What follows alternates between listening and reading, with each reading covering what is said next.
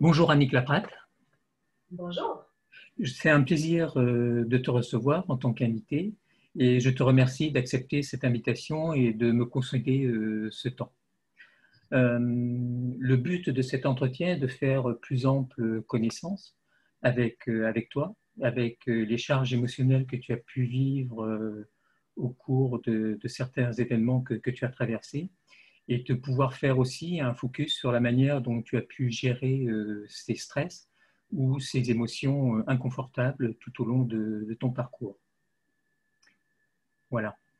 Merci à toi pour l'invitation. Je suis honorée de cet engagement qu'on a ici aujourd'hui. Merci. Merci beaucoup.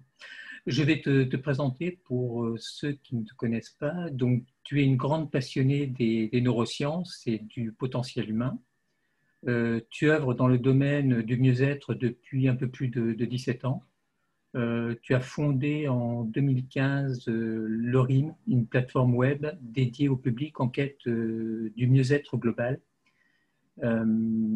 avec énormément de personnes qui t'ont rejoint. Je crois qu'il y a, je sais plus, 925 000 personnes qui t'ont rejoint en 2018, je crois, quelque chose comme ça. Tu es souvent invité par les médias et tu es devenu une référence au Québec. Tu es auteur, conférencière à succès. Tu as donné plus de 1000 conférences partout au Québec et récemment en Europe. Ta conférence Reprogrammer votre cerveau pour une vie meilleure a été vue par plus de 15 000 personnes, je crois. Dans la dernière année, oui. Ça titille un peu tout ça. Tes conférences, soit destinées au grand public ou au domaine de l'entreprise, tu vulgarises en fait et tu as à cœur de rendre l'information accessible et facilement applicable pour de véritables transformations pour le plus grand nombre de personnes. Et du coup, tu es doté d'un grand leadership et femme d'affaires accomplie. Tu es également fondatrice de réseau Mieux-être au Québec. Tu voyages régulièrement en Afrique avec des groupes afin de t'adonner à des diverses activités de type humanitaire. Tu as tu as aidé à ce jour des milliers de personnes à comprendre le fonctionnement de leur cerveau et d'en faire un allié dans tous les domaines de vie afin de vivre le bonheur, la santé et le succès. Voilà, je crois qu'on peut te retrouver sur un site. Tu as un site web qui est anniclaprate.com avec 2T. Et puis tu as une page Facebook. Je ne sais pas si tu as une page link que j'ai pas. Tu as une page link? Oui, j'en ai une, mais que j'utilise très peu malheureusement. Donc, D'accord. je Donc, vais m'activer dans la prochaine année sur ce réseau-là. ok, donc on te retrouve surtout sur ton site et tu as la page Facebook. Du coup. Et la page Facebook, j'ai aussi un groupe privé Facebook complètement gratuit où je fais une vidéo par semaine pour pouvoir aider les gens à se questionner, à réfléchir et à se positionner par D'accord, rapport à certains éléments de leur vie. très bien.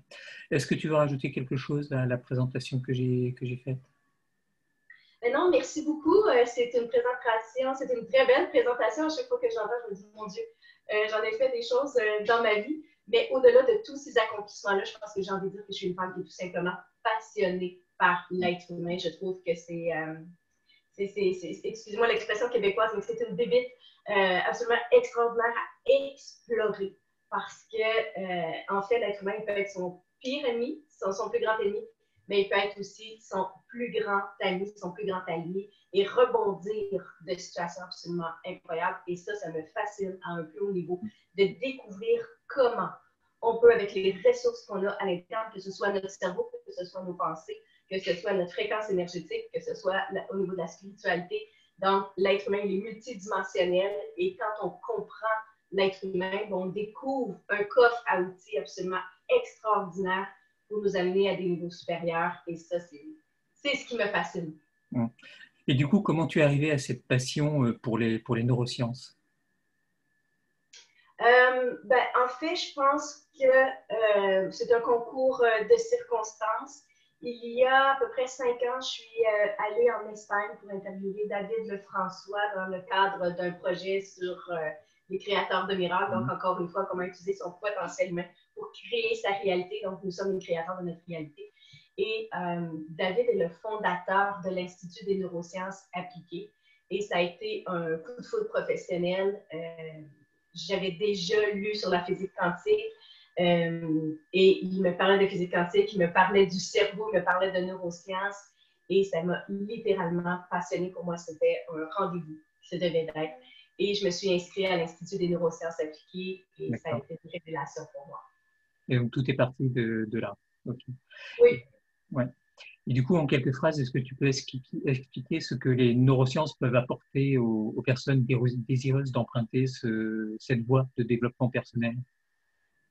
Oh mon Dieu, mais pour moi, les neurosciences, c'est un must. Je considère vraiment profondément que chaque être humain devrait prendre le temps d'apprendre comment son cerveau se développe et comment il peut en faire un allié. Parce qu'en fait, moi, je dis quand on ne connaît pas son cerveau, c'est un peu comme si on naviguait sur un bateau sans capitaine, donc qui va dans toutes les directions.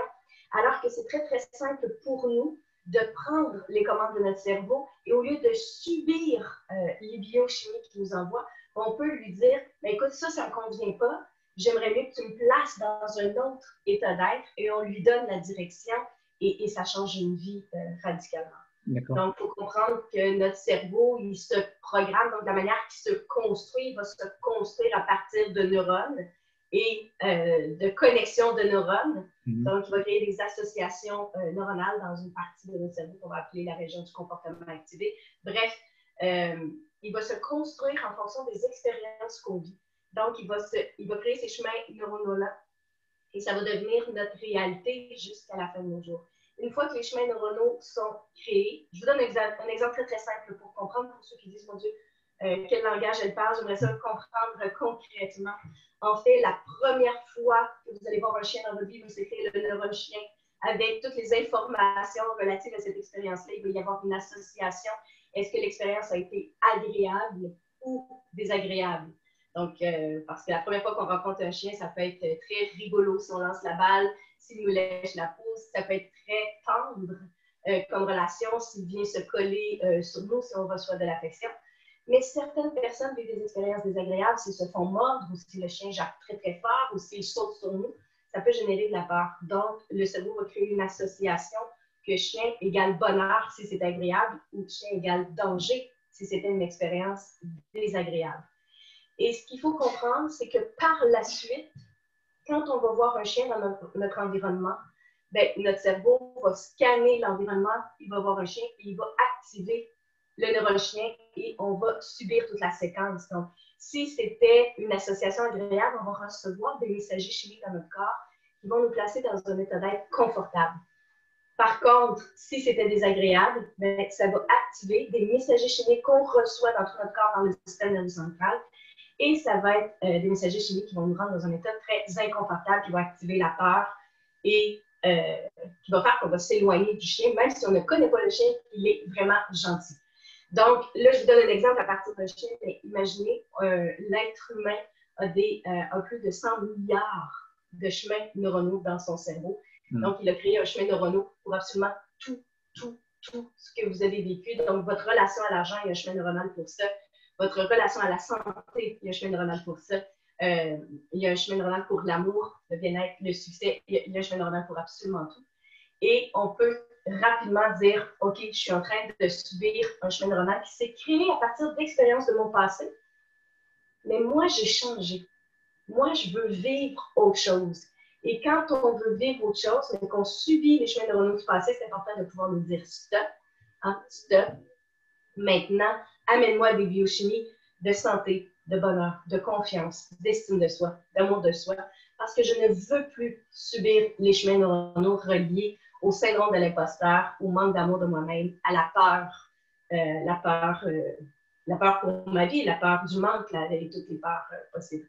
Donc, nous sommes les maîtres de cette belle boîte crânienne-là et devenir le maître de son cerveau va donner des bénéfices absolument incomparables. D'accord, merci. Et parce que quand on fait des recherches sur les neurosciences, il est parfois très difficile d'obtenir des informations fiables sur les dernières avancées. Du coup, il vaut mieux être accompagné dans ce développement où il y a des endroits où on peut trouver ces informations. Ben, en fait, pour moi, j'ai fait ma formation à l'Institut des neurosciences appliquées, donc pour pouvoir devenir coach. J'ai fait 2 ans, donc je suis master coach certifiée à l'Institut des neurosciences appliquées. Donc, j'ai été formée par David Lefrançois qui a un doctorat en neurosciences. Mais à partir de là, je pense que c'est important quand on fait des recherches de vérifier les sources. Il faut comprendre aussi que le domaine des neurosciences est tout nouveau. On commence à peine à découvrir ce que le cerveau fait pour nous grâce à la technologie. Mais en même temps, il y a des sujets qui sont parfois encore controversés. Si je pense juste à la neuroplasticité. Oui. Donc, la neuroplasticité, c'est la capacité justement de pouvoir mettre un terme à des chemins neuronaux toxiques, donc qui ne sont pas aidants pour nous, et renforcer, créer de nouvelles connexions neuronales, donc créer de nouvelles connexions et renforcer des connexions neuronales déjà existantes, mais qui sont faibles et qu'on a envie de donner de la puissance. Donc, ça, c'est ce qu'on appelle la neuroplasticité, être capable de jouer avec son cerveau. Et certains scientifiques disaient que c'était impossible. Une fois que les chemins neuronaux étaient créés, on subissait ces chemins neuronaux-là jusqu'à la mort. Alors que maintenant, on sait qu'on peut avoir un impact sur notre cerveau, ce qu'on appelle la neuroplasticité. Donc, ce sujet-là, il était encore tout récemment controversé. Donc, on sait qu'avec plus la technologie va avancer, plus on va avoir d'informations. Moi, je dis souvent à mes élèves, vous savez, ce que je vous apprends aujourd'hui peut sembler absolument extraordinaire, une révélation, mais je suis certaine que dans 5 ans, même voire dans 10 ans, ça va être complètement dépassé et qu'on va apprendre plein d'autres choses. Est-ce que tu crois que les neurosciences viennent conforter ce qui existait déjà comme la programmation neurolinguistique ou bien les études de personnalité comme l'énéagramme ou le MBTI, où elles apportent encore quelque chose de plus? Est-ce qu'elles ont l'air de confirmer tout ce qui était fait de manière peut-être un peu empirique et avec peut-être un peu plus de rigueur ou d'application? Qu'est-ce que tu en penses? En fait, moi, je suis convaincue que les neurosciences apportent, mon Dieu, apportent un éclairage scientifique qui est rassurant en soi. Pour le comparer à la PNL, j'aimerais bien pouvoir te répondre, mais je n'ai pas fait ma formation en programmation neurolinguistique, donc j'en ai entendu parler, bien sûr, mais je ne crois pas être la bonne personne pour pouvoir comparer les deux puisqu'il me manque des données au niveau de la programmation neurolinguistique. Par contre, c'est sûr que ça apporte un éclairage hyper intéressant. Je vous donne un exemple concret. Si je pense à la loi d'attraction. Donc, on sait aujourd'hui, depuis plusieurs années, les gens vont croire ou adhérer à la loi d'attraction qui stipule que plus tu portes ton regard sur quelque chose, plus tu l'attires dans ta vie. Donc, plus tu es positif, plus tu vas générer de positif dans ta vie. Plus tu es négatif, plus tu vas générer de négatif dans ta vie. Maintenant, aussi, avec l'apport des neurosciences, que nous avons le système réticulé activateur, donc qui est situé près du fond cérébral ici à l'arrière. Et le système réticulé activateur, sa fonction, c'est de scanner l'environnement pour nous. Vous savez, nous sommes soumis à 6 à 12 millions d'informations par jour. Donc, je dis souvent la blague, 6 millions si vous êtes plutôt sédentaire. Donc, en période de confinement à l'heure actuelle, on est plus exposé à 6 millions d'informations. Mais si nous sommes super actifs et on bouge beaucoup, on sort beaucoup, on vit beaucoup d'expériences, là, on peut être exposé à près de 12 millions d'informations. Donc, évidemment, on ne peut pas avoir accès par notre conscience à 12 millions d'informations par jour.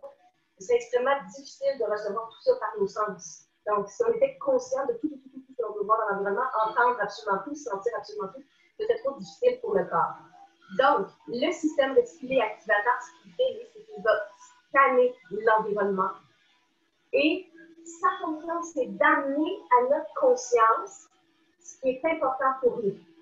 D'accord. Donc, maintenant, comment le cerveau fait pour déterminer ce qui est important pour nous? C'est le langage du cerveau, il y a 2 choses à retenir hyper importantes, c'est émotion et répétition.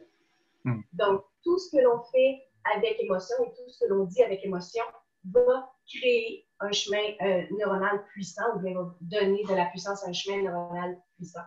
Et le deuxième, c'est répétition. Donc, tout ce que l'on fait ou l'on dit à répétition va créer un chemin neuronal ou bien renforcer un chemin neuronal. Le cerveau ne fait pas la différence entre le bien et le mal. Donc, lui, il y a de la répétition, il y a des émotions, il considère ça important. Et ça va, par le fait même, impacter le système réticulé activateur. Donc, concrètement, À partir du moment où l'on vit un stress et ou un problème de santé, donc on vit l'expérience de la maladie, et que là, on lit sur les effets secondaires et que ça génère une émotion de stress, d'anxiété, d'inquiétude, de peur, et le cerveau va dire « Ah, il se passe quelque chose d'important. » C'est important pour elle, les effets secondaires et les dangers reliés à sa maladie. Et là, quand il va scanner l'environnement, tout ce qui est en lien avec les dangers ou les effets secondaires de la maladie, il va l'amener à notre conscience. Mais si on n'a pas réagi émotivement ou on n'a pas lu à répétition les possibilités d'améliorer sa santé, ben, en fait, quand il va y avoir dans notre environnement des gens, des articles, des entrevues, comme tu fais, des outils qui peuvent nous aider à améliorer notre santé, ben, en fait, le système réticulaire activateur va passer tout droit. Il va dire c'est pas important pour cette personne-là parce qu'il n'y a pas eu de répétition, il n'y a pas eu d'émotion. Donc, effectivement, tout ce que l'on dit, tout ce que l'on fait avec émotion et répétition va impacter le système réticulaire activateur qui va considérer ça important. Et quand il va le scanner dans l'environnement, il va l'amener à notre conscience. Donc, c'est hyper important de réagir émotivement et de dire ou de faire la répétition ce que l'on veut et non pas ce que l'on ne veut plus. Okay? Donc, ça, c'est hyper important. Et pour moi, ça vient expliquer un petit peu de façon plus scientifique la loi d'attraction. D'accord. Donc, l'important, en fait, c'est l'émotion et la répétition pour que notre cerveau puisse l'intégrer. Okay. Oui. D'accord, très bien. Il y a beaucoup de recherches actuellement qui se font en neurosciences sur la méditation. Est-ce que ça a des apports pour toi qui sont intéressants dans ta pratique Ah oui. Oui, beaucoup. Ah oui, clairement. Parce que quand on est en état de méditation, on va générer des ondes alpha. Donc, qui vont nous placer dans un état de détente, propice à la méditation, mais propice aussi à la reprogrammation de son cerveau. Parce qu'on sait que si on veut impacter son cerveau, ben, c'est important d'imaginer ce que l'on souhaite vivre et ressentir, donc à répétition et avec émotion.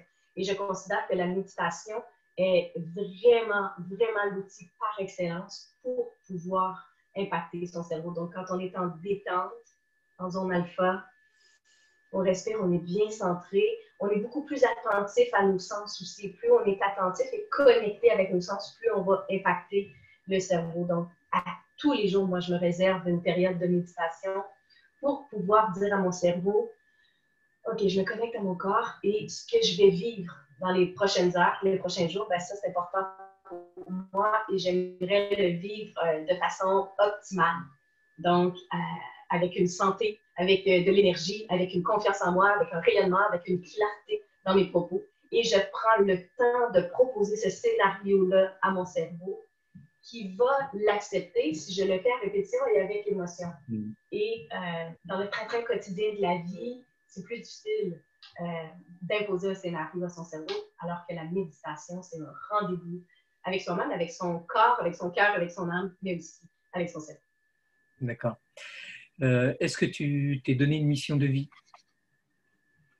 Est-ce que je me suis donné une mission de vie? Je ne sais pas si je me suis donné une mission de vie, mais je pense que c'est... Si tu as une mission de vie.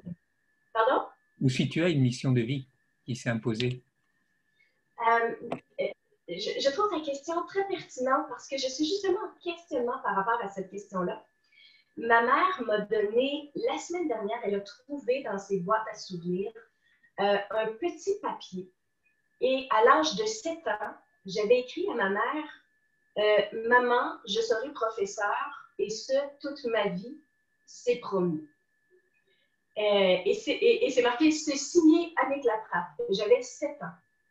Et ma mère m'a expliqué qu'elle avait eu une discussion avec moi sur ce que je voulais faire plus tard. Puis je lui avais dit, je vais être professeure, c'est sûr que moi, je vais enseigner toute ma vie.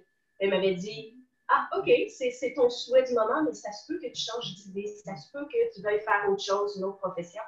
Et il semblerait que j'aurais regardé ma mère et j'aurais dit, ben non, maman, pas du tout. Moi, je suis venue sur Terre pour enseigner. Et j'avais 7 ans et elle ne me croyait pas. Et il paraît que je lui aurais dit, je vais te l'écrire. Donc, j'ai écrit ça sur le bout de papier. Elle l'a gardé, elle l'a retrouvé la semaine dernière, elle me l'a montré. Et j'avoue que j'étais très émue de voir mon écriture à l'âge de 7 ans et d'être si profondément ancrée dans « je suis venue sur Terre pour ça ».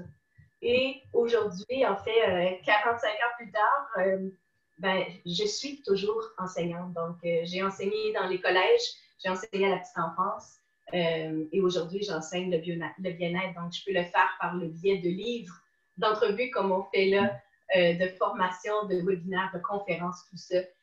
Le médium change, mais en fait, je crois que je réitère les mots que j'ai écrits à l'âge de 7 ans. Je pense que je suis venue sur Terre pour enseigner. C'est ce que j'aime le plus au monde. D'accord. Ça devait être très... Il devait y avoir beaucoup d'émotions quand tu as retrouvé ce papier-là. Oui, vraiment. J'étais, en fait, je pense que ça m'a permis de tomber en amour avec cet enfant-là que j'avais peut-être délaissé. Et je me suis dit, mon Dieu, elle avait du cran. Hein? Elle était vraiment bien enracinée dans sa mission de vie. Et déjà une leader à cette époque. Donc, ça m'a fait beaucoup de bien. Oui, tu étais déjà à cette époque-là dans la ligne que tu voulais mettre en place plus tard. Ouais. Tout est resté bien aligné. Est-ce que tu as eu des impulsions, des influences, des rencontres qui t'ont permis cette évolution que tu as eue là, ces derniers temps? C'est sûr que, tu sais, je parlais tantôt de David Lefrançois. C'est sûr Ouais. que David Lefrançois a joué un rôle important, marquant, donc un rôle de pivot dans ma vie.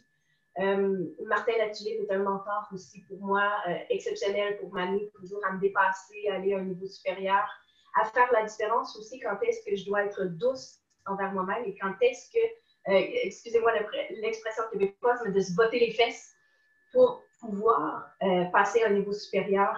Donc,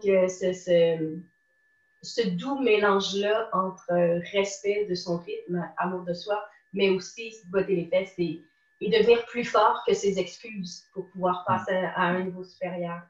Je dirais que François Lemay aussi, qui est un grand ami à moi que j'aime vraiment profondément, qui m'a appris à accueillir ce qu'il a, à faire la paix avec l'abondance. Donc, ça aussi, hein, souvent les gens veulent beaucoup d'abondance dans la vie, mais ils n'apprennent pas à accueillir. Donc, c'est tout un art que d'apprendre à accueillir la santé quand on a été malade toute sa vie, à accueillir l'abondance quand on a vécu la pauvreté toute sa vie, à accueillir la confiance en soi quand on a douté de soi toute sa vie.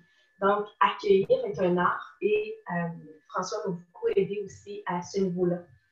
Et je dirais que ma philosophie à moi est que toute personne que je rencontre est un maître, est un enseignant, donc à sa façon.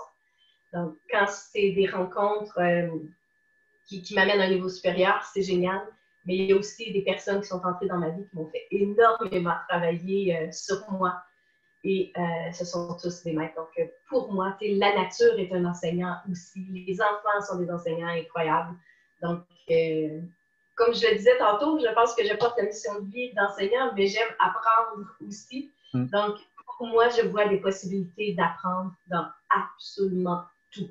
Même que j'énerve un petit peu mes enfants parce que souvent, quand ils vivent des choses difficiles, ils viennent me voir et je me dis « Ah, c'est intéressant ça. Qu'est-ce que tu as appris sur toi dans cette expérience-là? » Des fois, ils vont me dire « Maman, est-ce qu'on peut juste exprimer de la colère? Il n'y a pas des apprentissages partout. » Je fais « OK.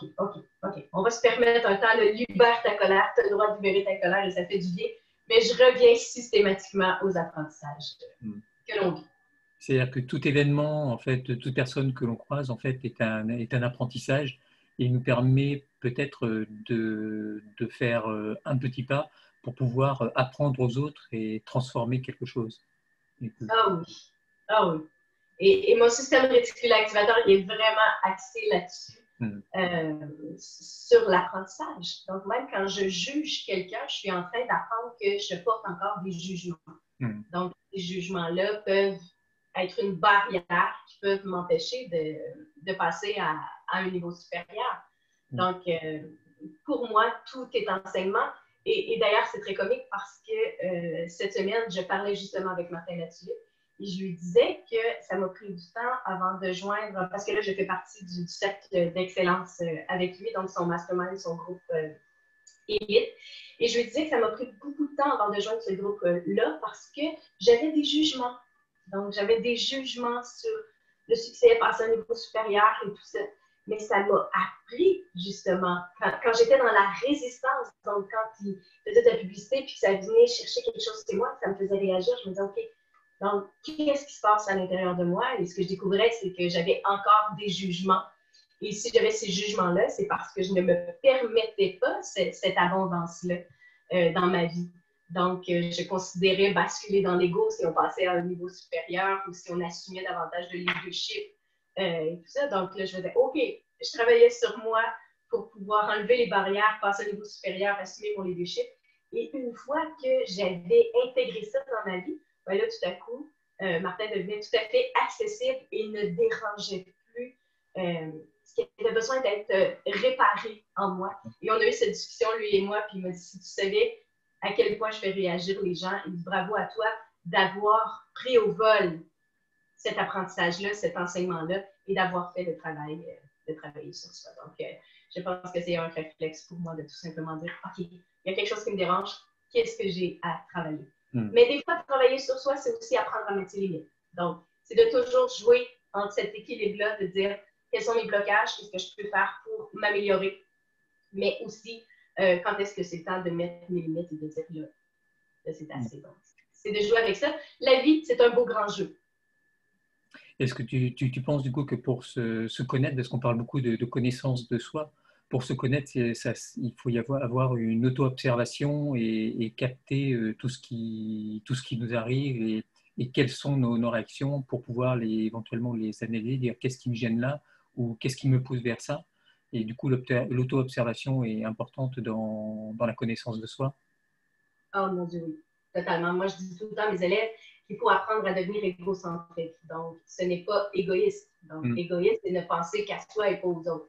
Égocentrique, c'est développer la capacité de porter le regard vers soi. Et encore aujourd'hui, je l'ai fait. Là, j'ai pas mon cahier, j'ai cherché mon cahier. Ça, c'est un ancien cahier.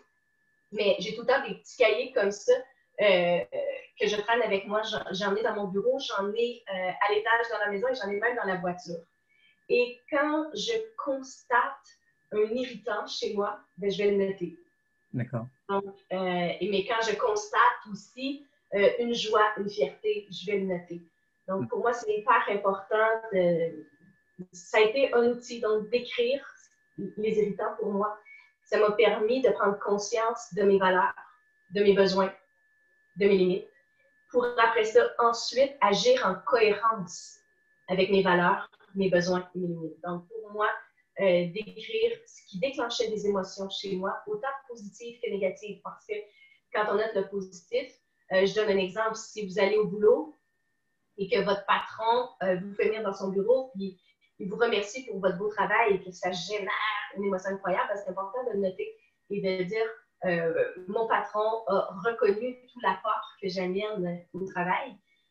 Donc, pour moi, il faut aller voir, il faut creuser. Donc, qu'est-ce qui a généré cette joie-là? Est-ce que c'est la reconnaissance? Donc, est-ce que c'est la reconnaissance extérieure? Est-ce que c'est la reconnaissance du résultat? Est-ce que c'est la reconnaissance du parcours? Est-ce que ça a éveillé une fierté de moi, donc moi par rapport à moi-même? Donc, quand moi, c'est ce que j'appelle aller à la rencontre des événements déclencheurs, donc d'émotions positives ou négatives, donc de les déposer sur papier permet de mieux se connaître et de voir ce qui déclenche nos irritants. Donc, en ce moment, j'accompagne une nouvelle cohorte dans la formation Reprogrammer votre cerveau. C'est justement le devoir que je leur ai donné. Donc, d'avoir un cahier comme ça et de noter tous les irritants.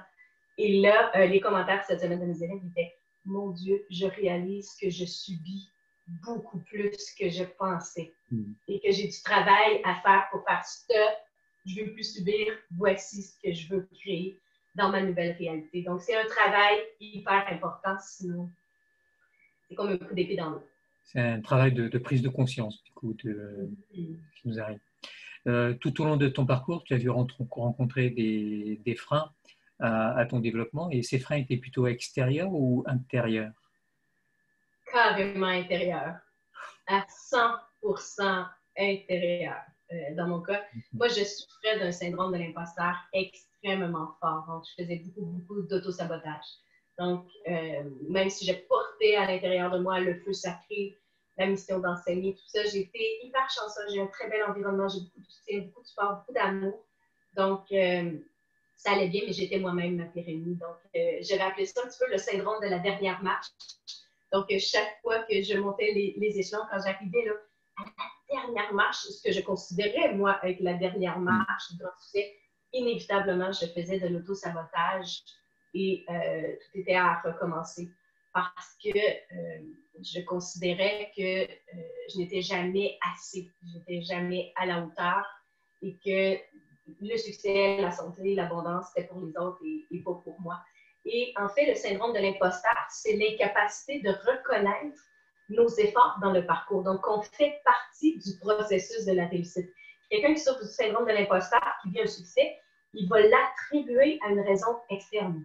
Donc, ah oui, ça a été un coup de chance, j'ai rencontré quelqu'un qui m'a mis en contact avec quelqu'un d'autre. Donc, si j'ai eu cette entrevue-là, c'est grâce à une situation externe. Si j'ai eu de l'argent, c'est dû à telle situation. Mon entreprise est passée à un niveau supérieur, c'est dû à ça. Donc, celui qui souffre du syndrome de l'imposteur a énormément de difficultés à reconnaître ses forces, a de la difficulté à accueillir l'amour, l'entraide, de la difficulté aussi à accepter de l'aide, à accepter l'abondance. Donc, moi, ça a été mon plus grand frein. Mon Dieu, incroyable. C'était un monstre dans ma vie jusqu'à temps que je prenne le temps d'affronter ce monstre-là et de reconnaître ma valeur. C'est tout un processus à faire, mais il faut être capable de reconnaître sa valeur et de dire hey, je le mérite. Et d'apprendre à célébrer ses efforts. Et j'ai comme un peu envie de vous dire, moi, j'ai cette bouteille-là de vin sur mon bureau. C'est une petite en format miniature que je n'ouvre jamais, en fait, mais elle agit comme symbolique. Donc, chaque fois que je fais des petites actions, parce que vous savez, si on célèbre uniquement le résultat final, vous allez voir que la vie va être difficile parce que c'est tout un parcours pour se rendre au résultat final. Et en fait, on n'en est jamais vraiment satisfait parce qu'une fois qu'on a atteint notre objectif, on en choisit un autre. Donc, la vie est beaucoup plus un parcours plutôt qu'une atteinte. Et si on apprend à célébrer chacun des petits pas, non seulement on impacte notre cerveau qui va amener à notre conscience davantage de raisons de célébrer, mais automatiquement aussi, ça va impacter la valeur que l'on s'accorde, ça va impacter notre estime de soi. Et tout ça va nous conduire au plus grand des succès, qui est le bien-être intérieur. D'accord. Ok. Ces difficultés, ces freins ont dû générer pas mal d'émotions inconfortables et du stress. Et tu avais, toi, à ta disposition des techniques où tu allais les chercher et ce sont les neurosciences qui t'ont permis de régler ces problèmes que tu avais, de gérer ces stress. Pour moi, ça a été définitivement les neurosciences qui m'ont permis, et la reprogrammation du cerveau, qui m'ont permis d'enrayer complètement le syndrome de l'imposteur. Parce que, vous savez, quand on lit des livres, qu'on assiste à des conférences, tout ça, ça demande de la connaissance. Donc, j'avais la connaissance pour améliorer mon estime de moi-même. Mais la connaissance, elle va se loger ici dans le préfrontal, elle va être stockée là. Mais en fait, on continue de subir nos chemins neuronaux. Donc, tant que longtemps qu'on n'a pas été faire le ménage dans ces chemins neuronaux-là, dans l'inconscient aussi, hein, qui est là. Donc, même si je lisais que c'était important de s'aimer, ben, j'avais un cerveau, moi, qui avait été programmé en fonction, ben, je ne m'aime pas. Donc, ça s'annulait constamment. Donc. Et c'est quand j'ai fait le ménage dans mon cerveau que là, j'ai pu appliquer ce que j'avais appris dans les livres et récolter les résultats. D'accord. En fait, c'est-à-dire que même si on a la connaissance de ce qu'on doit faire, si on a notre cerveau qui nous en empêche, en fait, si on est formaté différemment, si on ne fait pas l'effort d'aller chercher et de mettre en application notre savoir, ça ne va pas fonctionner. Et du coup, on va avoir du mal à gérer toutes ces émotions et tout ce stress et de dire stop et de ne pas arriver à dire stop à ce qu'on veut plus. Ah oui, définitivement, parce que si je prends un exemple qui est très commun et qui va parler, qui va entrer en résonance avec beaucoup de gens qui nous écoutent, c'est la gestion de la critique. Donc, il y a très peu d'êtres humains qui aiment être critiqués. Ouais. Pourtant, on a tous lu que la critique, elle peut être constructive, elle peut nous amener à nous développer, à améliorer notre entreprise ou améliorer notre posture identitaire. Donc, la critique est vraiment bénéfique et les plus grandes sociétés, d'ailleurs, on demande beaucoup, beaucoup de feedback. Ils vont constamment s'améliorer. Donc, on le sait par le préfrontal que la critique, elle peut être bénéfique. Pourtant, la majorité des gens, quand ils reçoivent une critique, ça va éveiller un chemin neuronal critique qui est souvent des biochimies extrêmement inconfortables parce que la critique va éveiller pour certains, je ne suis pas à la hauteur, on ne m'aime pas, je suis nulle, je ne devrais pas faire ça, je devrais m'effacer, je devrais me retirer, je ne veux plus travailler avec lui, ça va réveiller le rejet. Donc, souvent, le chemin neuronal relié à la critique dans le cerveau des gens est vraiment une association très, très, très négative ou inconfortable, qui va générer un inconfort à tout coup, même si on sait que c'est bon pour nous. Mais à partir du moment où on fait hey, stop, stop, stop, là, c'est pas parce que je reçois une critique que je suis nulle. Hein? Mon intention, le cerveau fonctionne beaucoup par intention.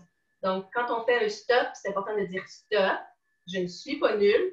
C'est parce que là, tu es en train de subir le chemin neuronal qui dit que tu es nul. Non, non, non, non, stop. Mon intention, c'est de reconnecter avec ma confiance en moi. Stop, mon intention est d'être dans la gratitude, donc de générer un état de gratitude face à la critique qui est là, ou de générer un état d'ouverture, à tout le moins, et d'être dans l'écoute, dans l'accueil de cette critique-là, pour voir comment m'améliorer. De lui dire, ça c'est important pour moi, il faut développer le réflexe de dire une critique, yay! Critique, yay! Donc, émotion, répétition, pour pouvoir changer le chemin neuronal. Donc, parce que sinon, on sait qu'on doit être dans l'accueil, mais malheureusement, boum, on subit le chemin neuronal qui est là, qui est là depuis fort longtemps, malheureusement. Et du coup, est-ce que tu as mis en place pour toi un rituel quotidien? Ah oui. Tous les soirs, avant de me coucher, je reprogramme mon cerveau. Tous les soirs. Parce que, de toute façon, quand on va au lit, qu'on dépose la tête sur l'oreiller, veut pas, notre mental s'imagine toutes sortes de choses. Donc, c'est ce qu'il fait de façon naturelle, s'imaginer toutes sortes de choses. Et malheureusement, la plupart des gens vont se rappeler des moments difficiles ou un conflit avec quelqu'un va dire « Ah, j'aurais dû dire ça, j'aurais dû faire ça, j'aurais dû… » Et ça, c'est pas constructif du tout, du tout, du tout. Donc, je préfère nettement, maintenant, quand je dépose ma tête sur l'oreiller, de lui donner la direction de mes pensées, lui donner une direction de scénario et de lui dire, OK, cerveau, hein, sois à l'écoute de ma nouvelle intention. Et ma nouvelle intention, je vais lui dire, c'est important pour moi. Parce que quand on dit important ou intention, ça va éveiller la même zone dans le cerveau, donc il va se mettre en écoute parce que la mission du cerveau, c'est de vous donner les biochimies dont vous avez besoin pour réaliser vos intentions. Donc, c'est pour ça qu'on va dire c'est important pour moi, et là, on nomme mon intention, de dormir profondément cette nuit et de me réveiller en énergie demain matin, d'être en pleine forme pour mon entrevue, pour le travail que j'accomplis, pour m'occuper des enfants, pour prendre soin de ma santé. Donc, lui donner la direction. Donc, quand je me couche, je vais dire c'est important pour moi de dormir profondément et je lui place ma commande, mes intentions pour ma journée du lendemain. Et ça, je vais lui dire, ça, là, c'est important pour moi, d'être en forme, d'être en énergie. Il faut le ressentir dans son corps. Il faut faire appel à tous ses sens pour le ressentir. Et le cerveau fait, ah, il y a des émotions, il y a des sensations. OK, il se met en état d'alerte, il écoute et il va programmer ce que vous avez besoin comme biochimie au réveil et ça fonctionne à tous. Les gens vont se réveiller plein d'énergie, en pleine forme et ils vont avoir justement fait de leur cerveau un allié pour pouvoir affronter et bien vivre la journée qui commence. D'accord. Du coup, la connaissance de tes propres réactions aux émotions semble un facteur important. Et que représentent pour toi, du coup, les alertes émotionnelles que tu peux avoir au quotidien? Ben, en fait, maintenant que je sais que les émotions impactent le cerveau, parce que comme le cerveau ne fait pas la différence entre le bien et le mal, je sais que quand je vis une émotion de joie, de gratitude, de fierté, de bonheur, d'abondance de santé, je sais que j'impacte favorablement mon cerveau. Donc, je vais me permettre de les vivre à fond, ces émotions-là. Avant, j'avais tendance à freiner un petit peu ma joie, à ralentir, hein, à diminuer ma lumière, mon rayonnement, pour ne pas déranger, pour ne pas bousculer, et pour ne pas, en fait, à être vulnérable à une critique. Donc, j'essayais d'être moins. Maintenant, je suis vraiment à l'écoute des émotions qui sont là. Et quand mon enfant intérieur a envie de crier de joie, ben, je lui laisse vraiment toute la place parce que je sais que ça va impacter favorablement mon cerveau. Maintenant, quand j'ai des émotions dites négatives, j'aime pas le terme négatif parce que pour moi, toutes les émotions sont constructives, elles portent un message. Et c'est ce que j'ai appris aussi, d'aller à la rencontre du message. Et je sais maintenant que quand je ressens une tristesse, ben, je l'écoute, je l'accueille, je vais dire, OK, en ce moment, j'ai une tristesse, c'est quoi le message? On sait que la tristesse va souvent porter le message du manque. Donc, j'ai la sensation d'être dans le manque. Et je vais discuter avec cette tristesse-là et dire, est-ce que le manque est réel? Comment je peux faire pour combler le manque autrement?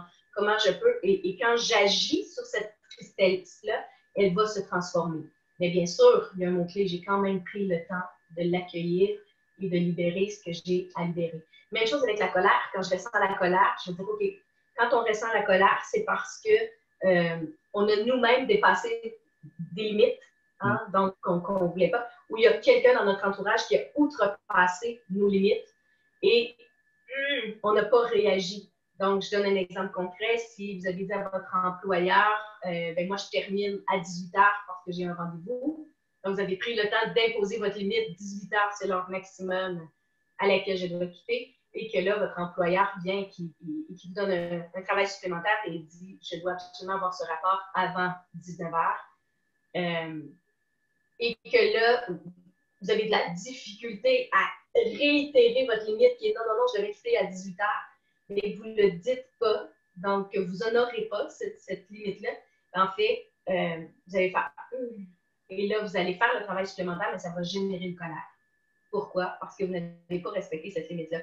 Donc, c'est toujours très intéressant d'accueillir la colère, de la vivre à fond. Moi, j'aime beaucoup la vivre physiquement aussi parce que quand on a de la colère, on a beaucoup de cortisol qui est libéré. Donc, c'est bien de faire un exercice physique pour pouvoir libérer tout ça et être mieux dans son corps. Mais je vais aussi discuter avec cette colère-là. Donc, je ne suis pas une adepte de les émotions négatives. Il faut refouler, il ne faut pas être en contact parce que sinon, ça va générer plus de négatif ou plus de colère. Non, pas du tout. Je considère vraiment que quand on prend rendez-vous avec ces émotions-là et qu'on écoute leur message, ça se transforme. Donc, accueillir, libérer et transformer en fonction du message reçu. Et ça m'aide énormément à gérer les émotions que je vis au quotidien. Ouais. En fait, accueillir toutes les émotions, qu'elles soient inconfortables ou pas, pour pouvoir les gérer et puis changer éventuellement certains paramètres de la manière dont on réagit. J'ai l'habitude de demander au dernier invité une question pour le prochain. Mon dernier invité était Brigitte Nock, qui est sophrologue, coach, fondatrice d'une structure de formation et à l'origine de techniques d'accompagnement innovantes. Sa question est: quels sont les ressentis des coachs dans l'approche des neurosciences et pourquoi une neuroscience pour accompagner? Quels sont les ressentis des coachs dans l'approche des neurosciences? Quels sont les ressentis? Donc, les ressentis physiques, les ressentis émotionnels, les ressentis... Émotionnels, comment? Parce qu'il y a beaucoup de coachs qui n'ont pas d'approche de neurosciences. Et en fait, quels sont parmi les coachs, quand on commence à leur parler de neurosciences, comment ils prennent ça, parce que ça bouscule un peu pas mal de techniques qu'on a pu apprendre dans les techniques de coaching, de choses comme ça. Et en fait, les neurosciences bousculent beaucoup de choses avec la réactivation de certains chemins neuronaux. Donc, du coup, ce n'est pas tout à fait ce qu'ils ont pu apprendre. Et du coup, il y a des ressentis qui peuvent être peut-être négatifs ou positifs. Waouh, ok, c'est super, génial, et on y va, on fonce. Mais ce n'est pas toujours ça ce qu'on ressent. En fait, moi, je pense que je ne peux pas parler pour mes autres collègues, je vais parler pour moi, mais pour moi, ça a été un ressenti d'émerveillement. Pour moi, c'était enfin, voici ce qui explique pourquoi, même si j'apprenais certaines choses, donc dans des livres, j'avais de la difficulté à l'appliquer, à l'incarner comme une seconde nature. Donc, et de façon générale, je vais parler pour ma cohorte, donc les les gens avec qui j'ai fait l'Institut des neurosciences appliquées. Et je te dirais que c'était quand même assez généralisé de voir que c'était un émerveillement, un éclairage tout à fait nouveau qui fait sens. Donc, je dirais que c'est assez généralisé. Les gens font enfin, je comprends ce qui se passe. Tout ça fait sens. Donc, c'est comme si ça donnait vraiment un sens à notre approche. Et en termes de nouveautés aussi, je crois que ce qui est bien avec les neurosciences, c'est qu'on ne va pas s'attarder aux événements passés. Donc, contrairement à la psychologie, où est-ce qu'on va parler longtemps des événements passés pour que la personne puisse libérer, comprendre certaines choses, tout ça. Alors qu'avec les neurosciences, c'est pas important de rester longtemps dans le passé, c'est tout simplement prendre conscience qu'on subit un chemin neuronal.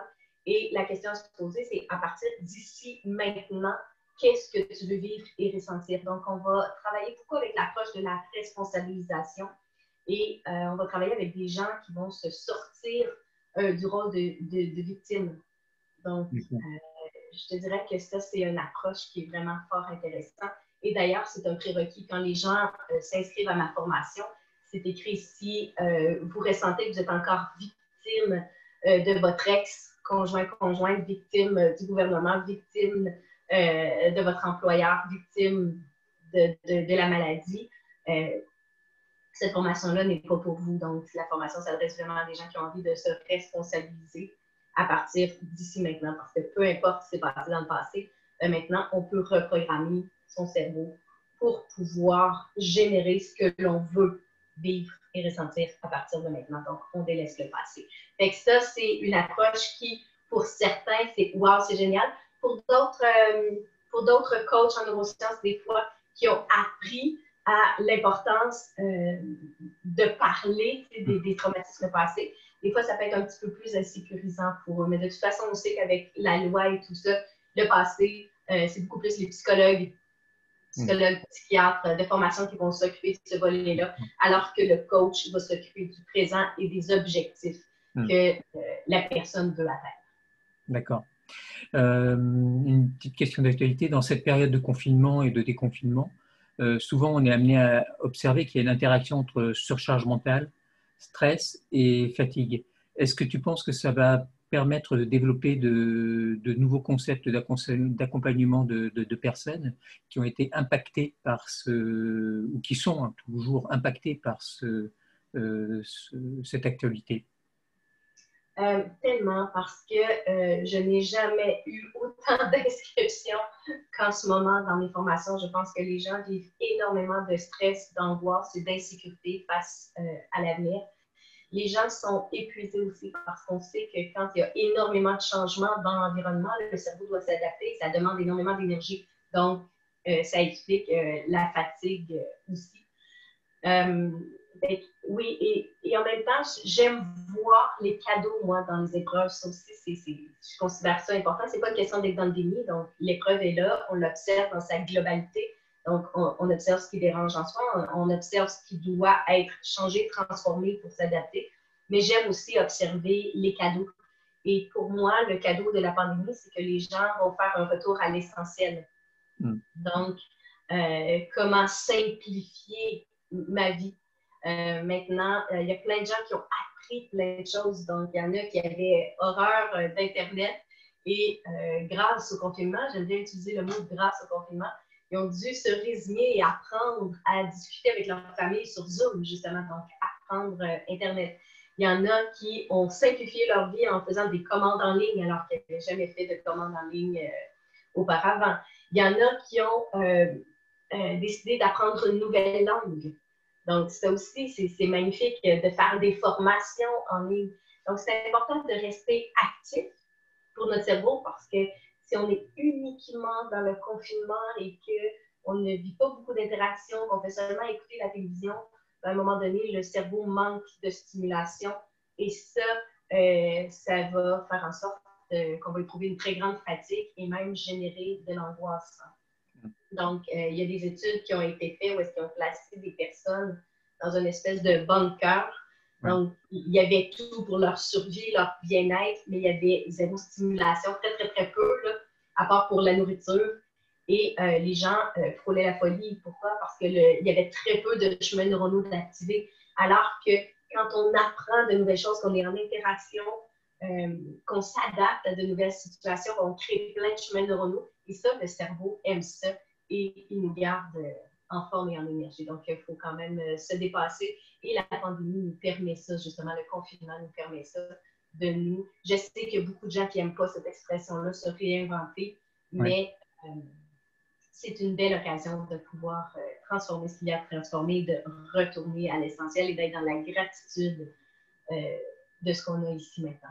D'accord. En fait, ça permet de réaliser un changement ou un pas vers de nouvelles approches, de nouvelles technologies éventuellement. Oui, même ceux qui souffrent d'angoisse. Donc, moi, il y a plein de gens qui m'ont écrit, qui souffraient d'angoisse, d'anxiété.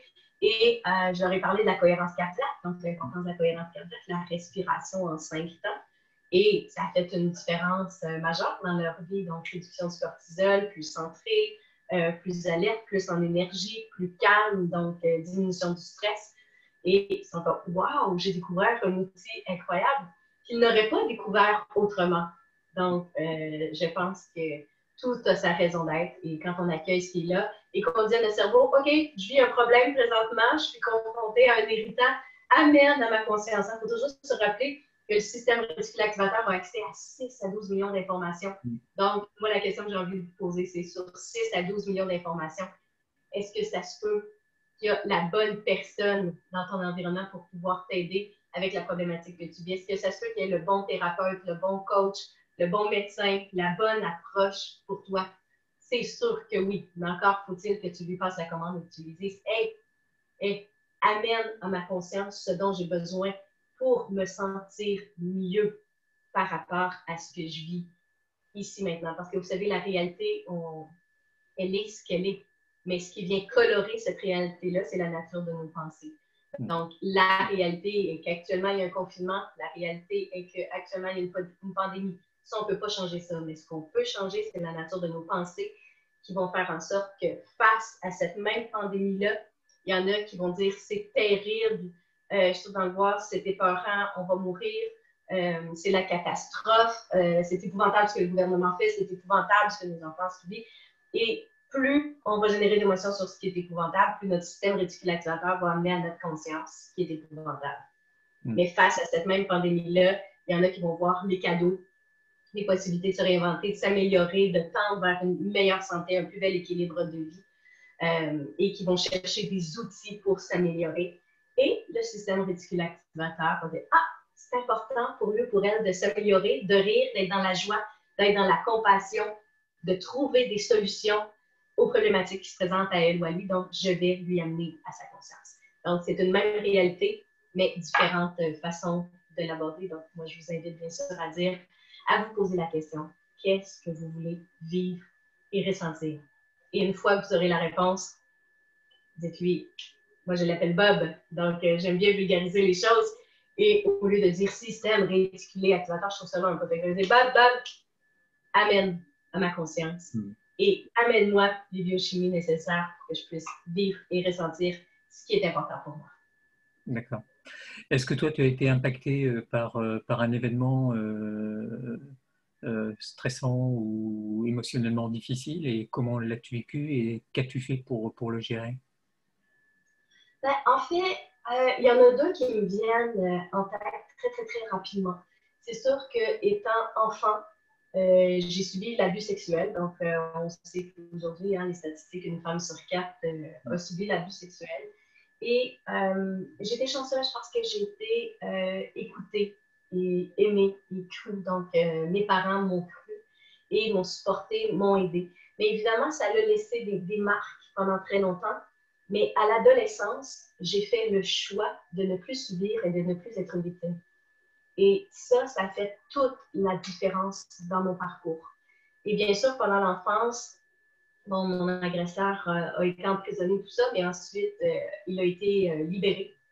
Et un jour, je l'ai croisé en voiture. Nous étions rouges, donc un à côté de l'autre, moi dans ma voiture, lui dans la sienne. Et il m'a regardé Et évidemment, chemin neuronaux qui s'active, la peur qui s'installe dans mon corps et j'ai dit stop. Donc, je ne connaissais pas les neurosciences à l'époque, mais je me souviens clairement d'avoir dit stop, c'est aujourd'hui que ça s'arrête, je suis pas une victime, je suis beaucoup plus grande que cette expérience-là, beaucoup plus forte que cette expérience-là. Et j'ai regardé mon agresseur dans les yeux et j'ai soutenu son regard en disant tu n'as plus d'emprise sur moi. C'est terminé cette emprise-là parce que l'agression n'a eu lieu qu'une seule fois. Mais le problème, quand on est victime d'agression, c'est qu'on va la subir des milliers de fois dans notre tête et on en subit les dommages et ça a un impact absolument effroyable, j'oserais dire. Mais à partir du moment où on décide que ça se termine là et qu'on n'est plus victime et qu'on reprend son pouvoir, donc moi, je l'ai regardé dans les yeux. Et ça a été étonnant, le transfert de pouvoir, parce que c'est lui qui s'est mis à trembler. Et malgré le fait qu'on était au feu rouge, il a complètement, il est parti. Donc, il ne pouvait pas soutenir le regard et il est parti. Et je me rappelle quand il a passé sur le feu rouge pour ne plus être à côté de moi, parce que j'avais soutenu son regard, j'ai lancé un cri de joie absolument incroyable dans la voiture. Et j'étais comme yeah! J'étais une battante, j'étais une guerrière et j'étais une vainqueur. J'étais une gagnante dans cette situation-là. Et ça l'a nettement changé mon parcours, impacté mon parcours et transformé la donne parce que par la suite, je n'ai plus jamais voulu être une victime. Et j'ai toujours voulu tout le temps reprendre mon pouvoir. Donc, ça a été un événement assez marquant. D'accord, merci de ce partage. Si as-tu un rêve pour aller plus loin en ce moment? J'en ai beaucoup de rêves. À tous les jours, j'ai des rêves. C'est sûr que je pourrais y aller avec des rêves comme j'ai envie d'écrire encore davantage. J'ai envie d'avoir un impact encore plus grand à l'échelle mondiale, dans la francophonie mondiale. Mais je vais vous partager un secret qui est bien humble.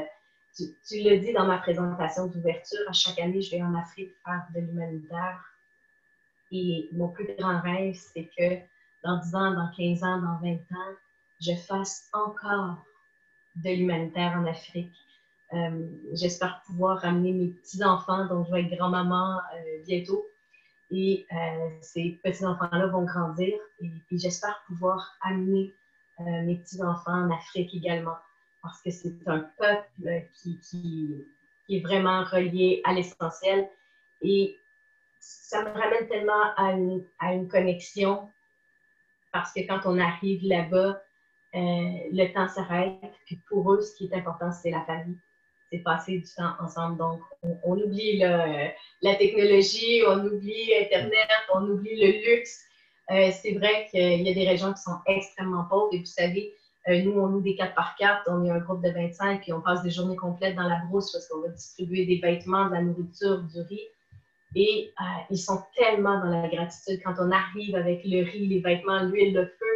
Ils vont sortir les tam-tams, ils vont danser et on va danser avec eux parce qu'ils sont dans l'accueil, la joie, la gratitude. Et souvent, ils veulent même nous inviter à manger. Donc, ils sont extrêmement pauvres, ils n'ont pas mangé depuis des mois, puis ils veulent partager ce qu'on leur amène avec nous. Donc, ils ont un sens de la famille, de l'amour et de la communauté absolument inspirant. Et chaque fois que je vais là-bas, je reviens à l'essentiel et ça me permet de ne pas m'étourdir justement avec tous les objectifs qu'on peut se mettre, qui est d'atteindre un niveau supérieur au niveau financier, d'atteindre tel succès, d'avoir telle voiture ou tel truc. Et ça me ramène vraiment ici dans le cœur. Donc, je pense que c'est ça mon plus grand rêve, de pouvoir continuer de faire de l'humanitaire jusqu'à ma mort, finalement. Okay. Très bien. Merci. Le temps passe très vite. J'aurai encore beaucoup de questions, mais là, on va arriver à la fin de l'entretien. Est-ce que tu voudrais rajouter quelque chose de plus? En fait, j'ai envie de te dire merci à toi. Donc, merci à toi de créer cette entrevue-là. Je dirais 16 entrevues-là avec plusieurs experts parce que pour moi, c'est un porteur de lumière qui permet d'éclairer les parts d'ombre des gens qui vivent la peur, le doute et tout ça.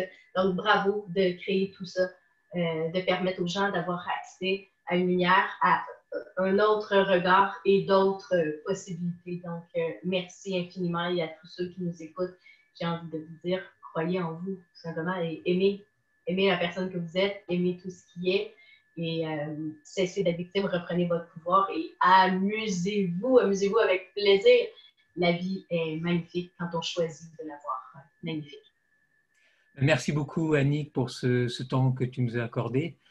Cet échange a été très riche en enseignements et j'espère qu'il apportera autant de richesse à ceux qui vont l'écouter qu'à moi qui a eu le privilège de pouvoir échanger directement avec toi.